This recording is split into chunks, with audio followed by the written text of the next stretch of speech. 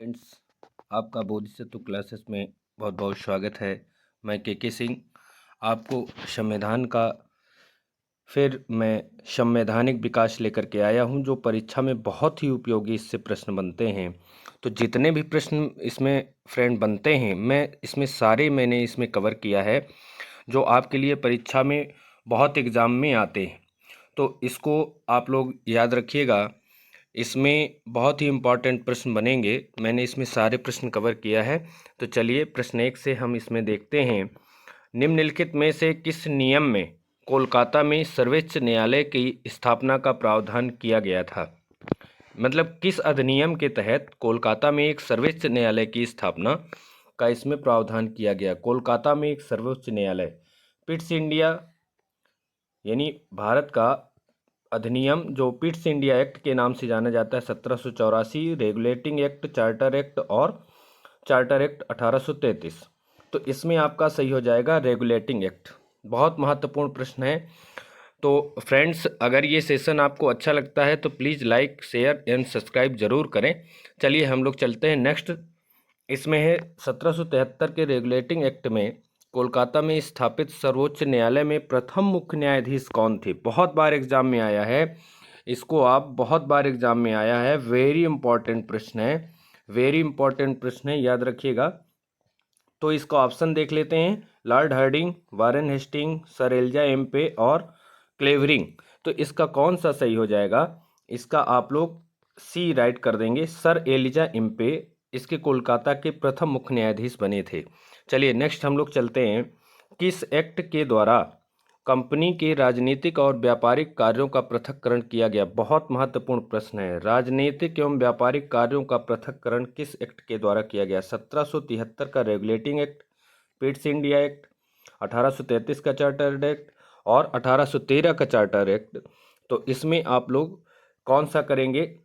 इसमें आप लोग कौन सा करेंगे? आप लोग इसमें बता सकते हैं। इसका बी राइट हो जाएगा, 1784 का पिट्स इंडिया एक्ट। बहुत महत्वपूर्ण प्रश्न है ये। चलिए नेक्स्ट हम लोग चलते हैं। किस एक्ट के तहत बंगाल का गवर्नर जनरल पद नाम दिया गया? बहुत महत्वपूर्ण प्रश्न है, ये भी इम्पोर्टेंट है।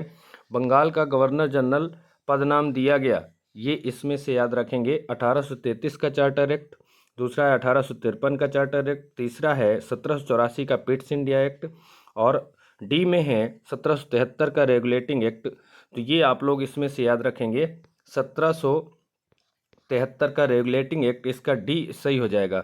याद रखिएगा फ्रेंड्स, कभी कभी आ जाता है पिट्स इंडिया एक्ट कब आया, रेगुलेटिंग एक्ट कब आया, ये आपको याद रखना है। इसमें सन 1784 में आया था। चलिए नेक्स्ट हम लोग चलते हैं। 1773 के रेगुलेटिंग एक्ट के तहत कोलकाता में एक उच्चतम न्यायालय की स्थापना की गई थी। बहुत महत्वपूर्ण है।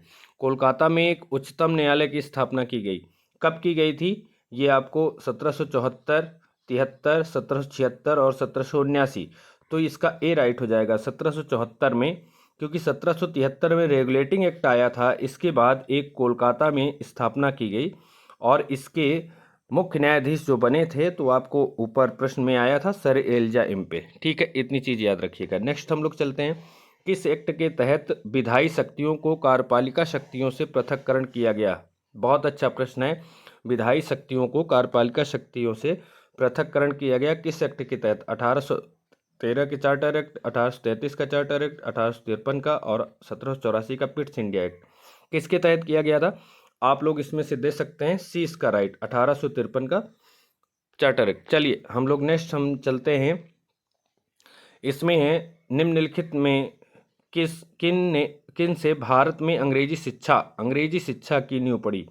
मतलब इनसे किससे अंग्रेजी शिक्षा की नींव पड़ी? पहला है 1813 का charter act, general committee of public instruction 1823, प्राच्यविद एवं आंग्लविद विवाद। ये दो विवाद थे, प्राच्यविद और आंग्लविद विवाद। तो इसमें से हमें कूट मिलान करना है। कूट मिलान नीचे दिए गए कूट का, नीचे दिए गए कूट का, ये कूट है, जहाँ कोट लिखा है कूट है, कूट का इसमें से हम प्रयोग करेंगे।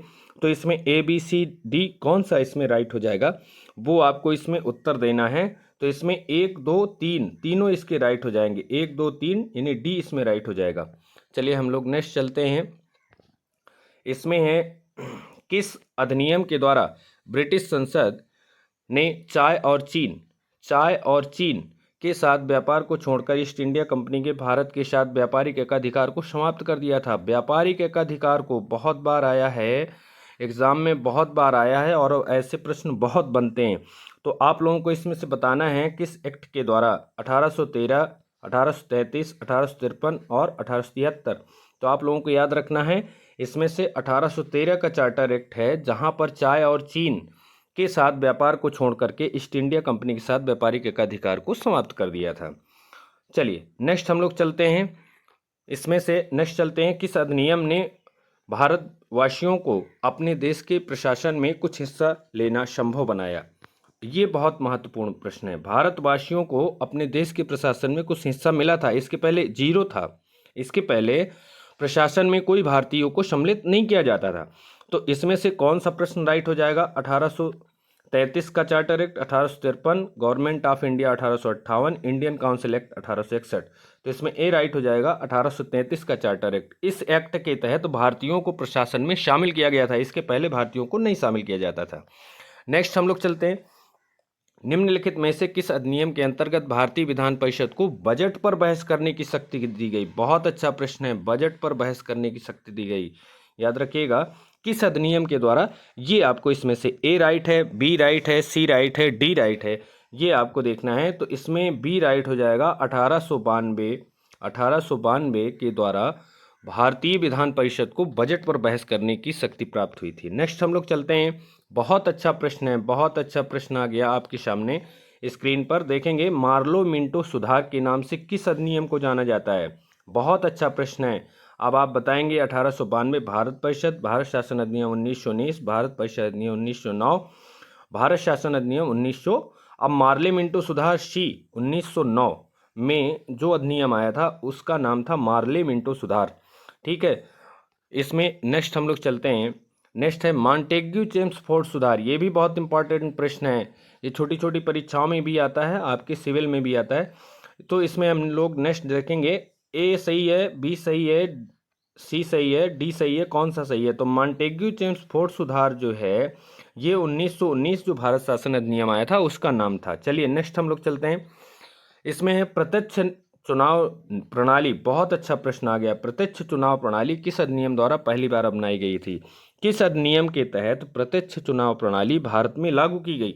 चलिए इसमें है भारत शासन अधिनियम 1919, भारत परिषद अधिनियम 1909, भारत परिषद अधिनियम 1892 और भारत शासन अधिनियम 1858। तो आप लोग इसका राइट आंसर बताएंगे, ए इसका राइट हो जाएगा। 1919 जो मॉन्टेग्यू चेम्सफोर्ड सुधार अधिनियम था उसके तहत प्रत्यक्ष चुनाव प्रणाली भारत में पहली बार लागू की गई।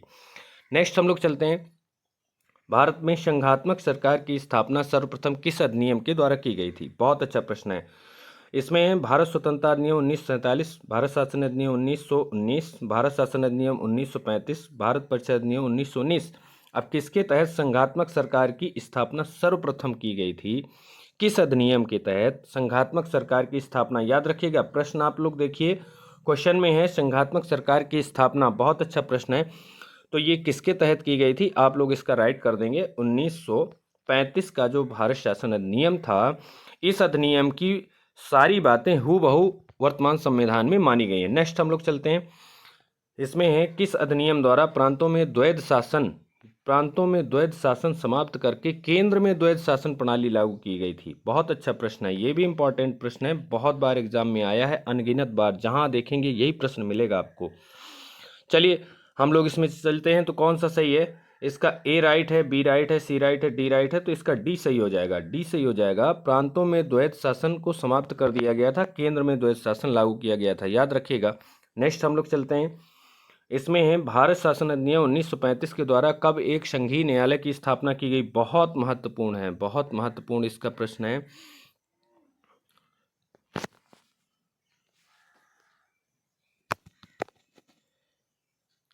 चलिए इसमें से हम लोग देखेंगे, इसका प्रश्न था किस अधिनियम द्वारा प्रांतों में द्वैध शासन प्रणाली लागू की गई? तो ये तो इसमें से डी राइट हो गया था। चलिए हम लोग इसमें नेक्स्ट चलते हैं, नेक्स्ट हम लोग चलते हैं, इसमें भारत शासन अधिनियम 1935 में कब एक संघीय न्यायालय की स्थापना की गई?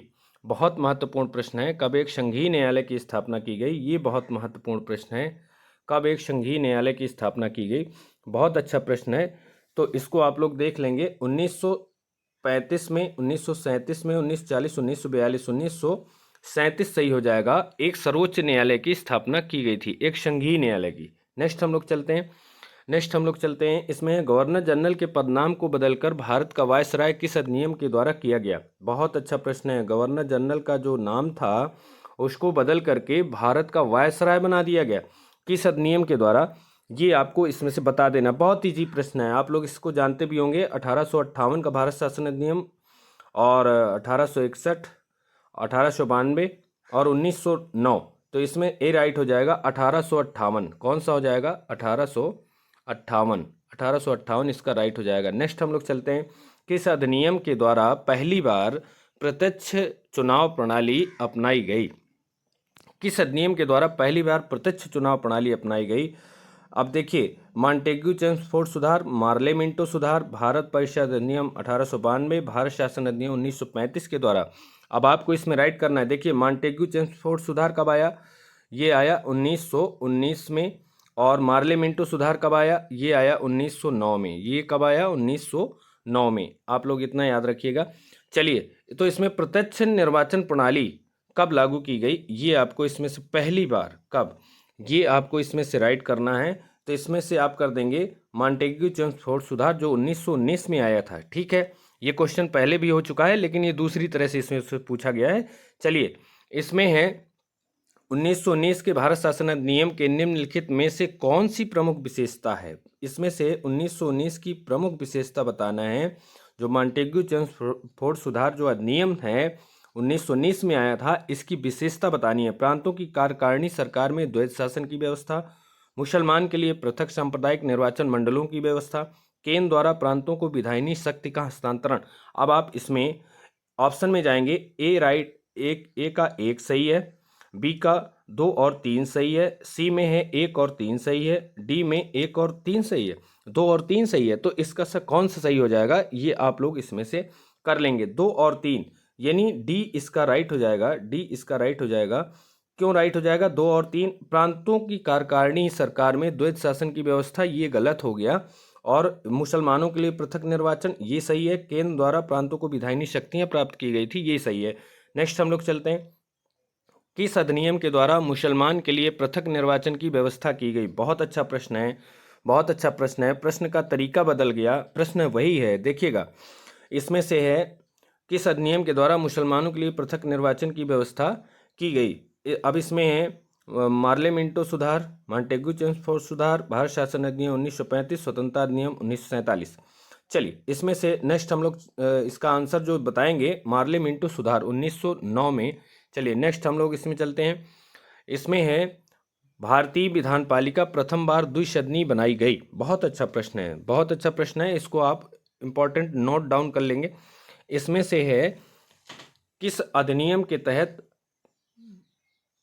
विधान पालिका पहली बार द्विसदनात्मक बनी है? ये आप लोग इसमें से राइट करेंगे। चलिए, 1892 भारत शासन अधिनियम, 1909 मार्ले मिंटो सुधार, 1919 मॉन्टेग्यू चेम्सफोर्ड सुधार, 1935 की भारत शासन अधिनियम। तो इसमें से कौन राइट हो जाएगा? इसका सी राइट हो जाएगा, 1919 भारत शासन अधिनियम। नेक्स्ट हम लोग चलते हैं। केंद्र में कौन सा एक्ट द्विसदनीय विधायिका लाया? केंद्र में कौन सा एक्ट द्विसदनीय विधायिका लाया? बहुत अच्छा प्रश्न है, घुमा करके पूछा है, इसको भी याद रखिएगा। बहुत प्रश्न का तरीका बदल जाता है, क्वेश्चन वही होता है। इसको फ्रेंड याद रखिएगा। इसको आपको इसको आंसर बताना होगा, ठीक है। चलिए, इसमें है केंद्र में कौन सा एक्ट द्विसदनीय विधायिका लाया? 1861 का एक्ट, 1961 का सॉरी एक्ट, 1917 का एक्ट, 1919 का एक्ट, 1915 का एक्ट।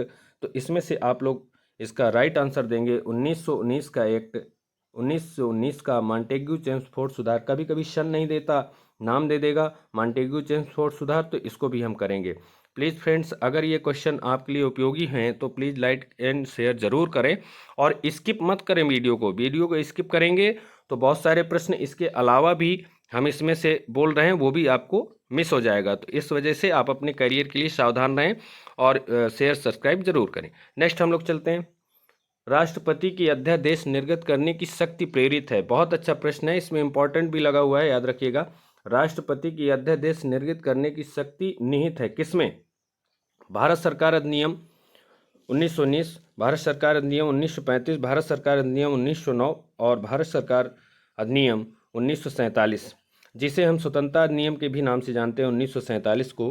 तो इसका राइट कौन सा हो जाएगा? इसका हो जाएगा 1935 में भारत सरकार अधिनियम, क्योंकि 1935 का जो अधिनियम आया उसमें राष्ट्रपति को अध्यादेश जारी करने की शक्ति उसमें निहित है, जो हूबहू वर्तमान संविधान में उसको ले लिया गया। नेक्स्ट हम लोग चलते हैं, केंद्रीय विधानसभा के निम्नांकित में से कौन सा निर्वाचन भारत शासन अधिनियम 1919 के तहत हुए?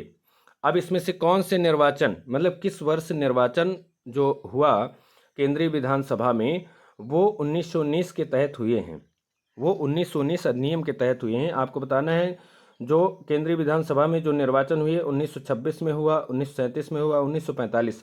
अब आपको बताना है कि 1926 में केवल हुआ तो ए राइट हो जाएगा, अगर 1926 और इसमें तो तीनों राइट हो जाएंगे, और अगर 1937 और 1945 में हुआ तो 2 और 3 राइट हो जाएंगे। तो आप लोग इसमें से आंसर बताएंगे। इसका आंसर हो जाएगा 1 और 3, 1 और 3, इसका सी राइट हो जाएगा। 1926 में जब केंद्रीय विधानसभा में निर्वाचन हुआ था तब 1919 भारत शासन अधिनियम के तहत हुआ था, और 1945 में हुआ तब भी हुआ था। तो इसका 1 और 3 राइट हो जाएगा। नेक्स्ट हम लोग चलते हैं, किस अधिनियम द्वारा संवैधानिक निरंकुशता का सिद्धांत प्रबद्ध किया गया? याद रखिएगा, बहुत महत्वपूर्ण प्रश्न है संवैधानिक निरंकुशता का। तो इसमें है ए में 1909 में, 1919 में, 1935 में और 1947 में। तो आप लोग इसमें से बताएंगे, इसका 1935 भारत शासन अधिनियम हो जाएगा, ये सी इसका राइट हो जाएगा। नेक्स्ट हम लोग चलते हैं, निम्नलिखित में से एक भारत सरकार अधिनियम 1935 की मुख्य विशेषताओं में से नहीं थी। जो 1935 का भारत शासन अधिनियम है तो उनकी विशेषताओं में से ये 4 ऑप्शन में से कोई एक नहीं है, वो आपको इसमें क्लियर करना है। कभी बार प्रश्न में आता है नहीं और है में हम कंफ्यूजन हो जाते हैं, इसलिए इसके आंसर हम लोग मिस कर जाते हैं। तो याद रखिएगा, नहीं है, इसकी विशेषताएं 4 दी हैं, इसमें से एक नहीं होगी। इस अधिनियम में अखिल भारतीय महासंघ का प्रावधान था।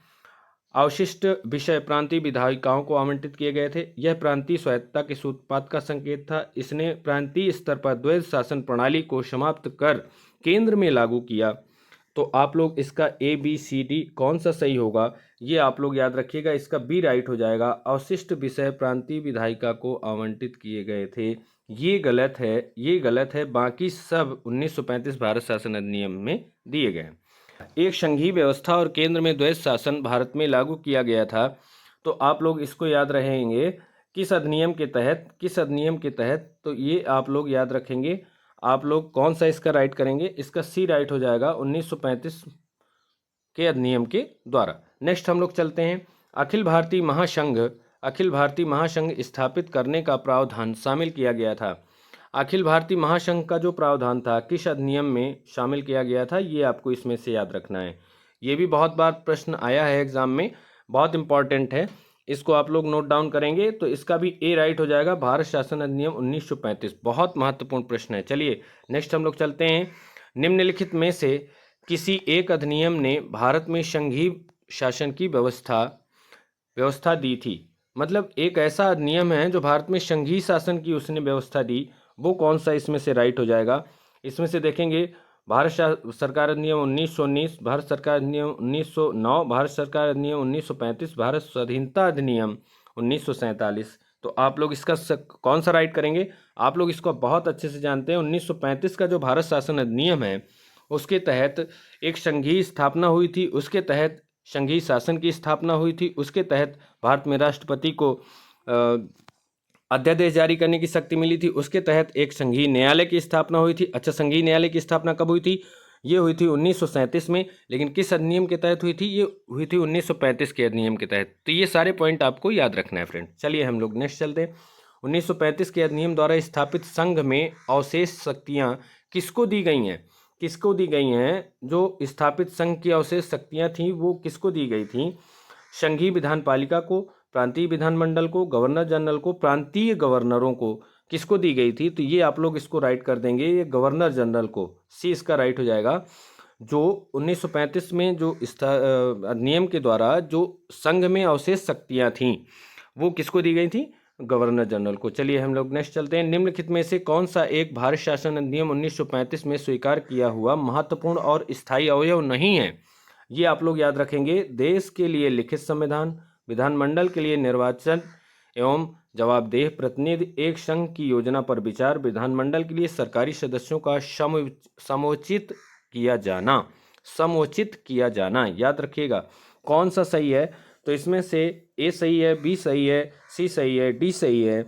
आप लोग इसमें से चांद से बता सकते हैं। चलिए, देश के लिए एक लिखित संविधान, देश के लिए एक लिखित संविधान, ए इसका राइट हो जाएगा, बहुत महत्वपूर्ण है। अब आप ये भी कहेंगे 1919 भारत शासन अधिनियम के तहत देश के लिए एक लिखित संविधान का भी स्थायी प्रावधान किया गया था।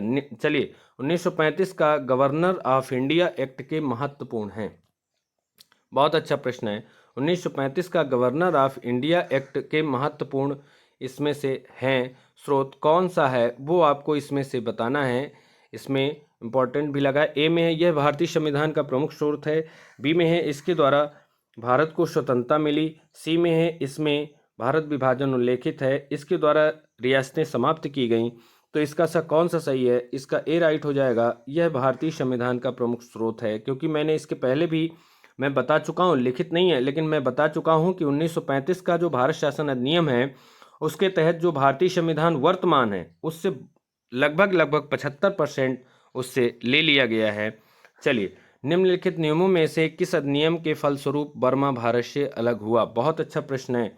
बर्मा भारत से अलग हुआ है किस अधिनियम के द्वारा?